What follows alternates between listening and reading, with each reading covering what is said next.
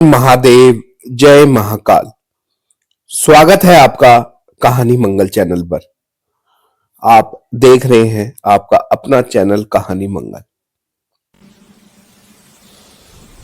हर गांव, हर शहर में एक ऐसी जगह होती है जिसका नाम लेते ही लोगों की आवाज धीमी हो जाती है,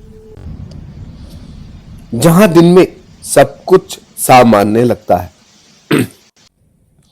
लेकिन सूरज ढलते ही हवा का मिजाज बदल जाता है। ऐसा ही एक पीपल का पेड़ था, सदियों पुराना, समय से भी बूढ़ा। उसकी जड़ें इतनी गहरी थी कि लोग कहते थे वह सिर्फ जमीन में नहीं बल्कि अधोलोक तक फैली है। उस पीपल के नीचे कभी कोई मंदिर रहा होगा या फिर वहां किसी निर्दोष की चीखें दबी होंगी। कोई नहीं जानता, पर सब मानते हैं कि वहां बहुत सी आत्माएं रहती हैं। दिन के उजाले में भी उस पीपल की छाया कुछ अलग ही लगती थी। उसकी पत्तियां हवा बिना चले हिलती थी और तना ऐसे लगता था मानो सांस ले रहा हो। बच्चे उधर से खेलते खेलते भी नहीं जाते थे। जानवर अचानक रुक जाते और रात में तो कुत्ते भी उस दिशा में देखकर रोने लगते।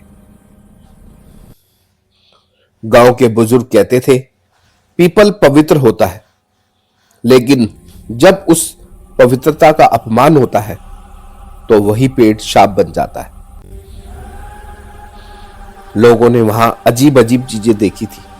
किसी ने पेड़ से लटकती परछाइयां, किसी ने जड़ों के बीच से निकलती उंगलियां और किसी ने आधी रात को पेड़ के नीचे खड़े लोगों को जिनके पैर जमीन पर थे ही नहीं।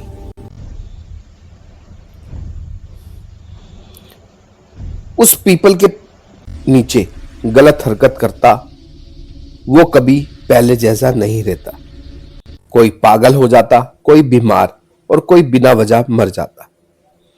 गांव में साफ चेतावनी थी, पीपल के नीचे भूलकर भी गंदगी मत करना, वरना वहां रहने वाला या जो वहां गंदगी करता है उसको वह जो वहां रहता है, जो आत्माएं रहती हैं, मौजूदगी का एहसास करा देगी। लेकिन हर चेतावनी किसी ना किसी की गलती से ही सच साबित होती है। उस रात भी एक लड़के ने मजबूरी समझकर वही गलती कर दी और उसी पल से पीपल ने अपनी असली शक्ल दिखानी शुरू कर दी।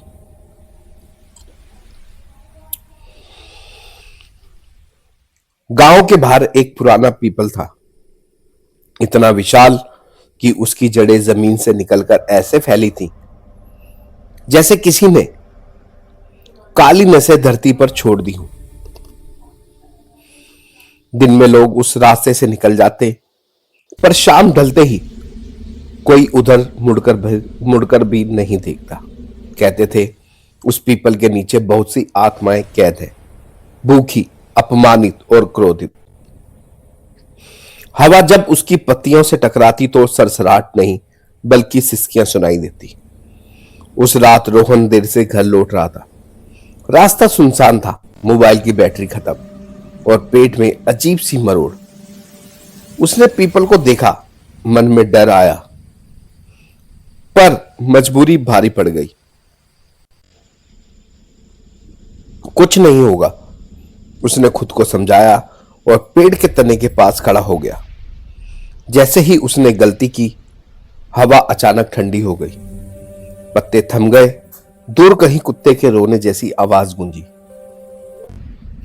रोहन ने कांपते हाथों से काम खत्म किया और मुड़ा ही था कि उसकी टांगों में झंझनाहट दौड़ गई, जैसे किसी ने जड़ से पकड़ लिया हो। पीपल की जड़ों के बीच अंधेरा गाढ़ा होने लगा। उस अंधेरे से आवाजें उठी, एक नहीं, कई आवाजें, अलग अलग उम्र, अलग अलग दर्द, अपवित्र अपमान। शब्द हवा में तैरते रहे। रोहन ने भागने की कोशिश की, पर उसके पैर भारी हो गए। तभी उसे लगा पीपल की छाल में चेहरे उभर रहे हैं, खोखली आंखें, फटे होठ और गर्दन जो पेड़ से आधी जुड़ी थी। किसी की हंसी कर्कश थी, किसी का रोना सूखा हुआ, और एक बुढ़ी आत्मा आगे आई। उसकी परछाई जमीन पर नहीं, उल्टी दिशा दिशा में पड़ रही थी। यह जगह शुद्ध है, आवाज सीधे दिमाग में गूंजी। यहां अपमान करने वालों को हम लौटने नहीं देते। रोहन ने माफी मांगनी चाहिए, पर जुबान जैसे जम गई। जड़ें अब सांपों की तरह उसके टखनों पर कस गई थी। उसे लगा उसकी सांसें कोई खींच रहा है। हर सांस के साथ किसी और की ठंडी सांस उसके भीतर भर रही थी। पेड़ के ऊपर से सूखे पत्ते झड़ने लगे, पर वह जमीन पर गिरते ही राख बन जाते। अचानक पीपल के तने में दरार पड़ी और भीतर से अंधेरे का झोंका निकला। उस अंधेरे में दर्जनों आंखें चमकी। किसी ने उसके कान के पास हल्की आवाज में कहा, एक शरीर कई साए। रोहन की आंखें के सामने दृश्य घूमने लगा। उसने खुद को उसी पीपल के नीचे खड़ा देखा, पर चेहरा उसका नहीं था। उसके भीतर कोई और हंस रहा था। सुबह गांव वालों ने पीपल के पास रोहन को पाया, खड़ा, आंखें खुली पर पुतलियां स्थिर। उसने किसी को पहचाना नहीं। कभी कभी वह पीपल की ओर देखकर मुस्कुराता और बुदबुदाता है, शांत रहो, सबको जगह मिलेगी। उसी रात से पीपल के नीचे से गुजरते लोगों को किसी लड़के की आवाज सुनाई देने लगी, माफी मांगते हुई, और अगर कोई पास रुकता तो पत्तियां फिर से सिसकने लगती, जैसे पेड़ याद दिला रहा हो कि कुछ गलतियां आत्माओं तक को जगा देती हैं। आज भी वह पीपल उसी जगह खड़ा है, और शायद पहले से ज्यादा भारी, ज्यादा जीवित। उसकी जड़ें अब और फैल गई हैं, जैसे किसी को पकड़ने के लिए हमेशा तैयार हो। गांव वालों ने उसके चारों ओर लाल धागे बांध दिए, दीपक जलाए, पत्थर पर चेतावनी लिख दी, यहां मत रुकना। मगर रात के सन्नाटे में उन सबको कोई मतलब नहीं रहता। कभी कभी आधी रात को पीपल के नीचे से किसी लड़के के हंसने की आवाज आती है। हंसी नहीं, कई आवाजों का एक साथ टूटना। जो सुन ले उसका दिल बैठ जाता है। कुछ लोगों ने दावा किया कि उन्होंने एक ही शरीर में कई परछाइयां देखी, कभी बूढ़े की चाल, कभी बच्चे की फुर्ती, कभी औरत की सिसकी। जैसे वो लड़का अब लड़का नहीं रहा, बल्कि उन सब आत्माओं का दरवाजा बन गया है। सबसे डरावनी बात यह है कि पीपल अब खुद बुलाता है। राह चलते लोगों को अचानक पेशाब लगने लगती है। कदम अपने आप उसी मुड़ जाते हैं। दिमाग सुन्न हो जाता है, और अगर कोई जरा सा भी ठहर गया तो पत्तियां तेज सरसराने लगती हैं, जैसे पेड़ कह रहा हो, आओ बस एक पल। कहते हैं कुछ अपमान ऐसे होते हैं जिन्हें इंसान भूल जाता है, लेकिन जगहें नहीं भूलती। पीपल आज भी याद रखता है हर गलती, हर तिरस्कार, और जो अगली बार उस छाया में रुकेगा वो कहानी का अगला अध्याय बन जाएगा। क्योंकि कुछ पेड़ सिर्फ छाया नहीं देते, वे आत्माएं भी संभाल कर रखते हैं।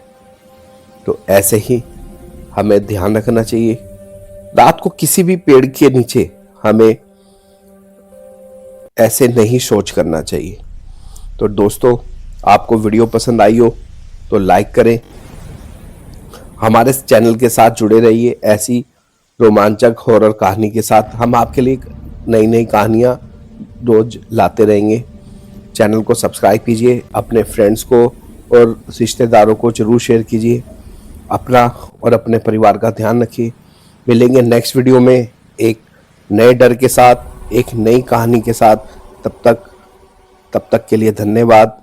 और एक बार जरूर प्यार से बोलिए, हर हर महादेव।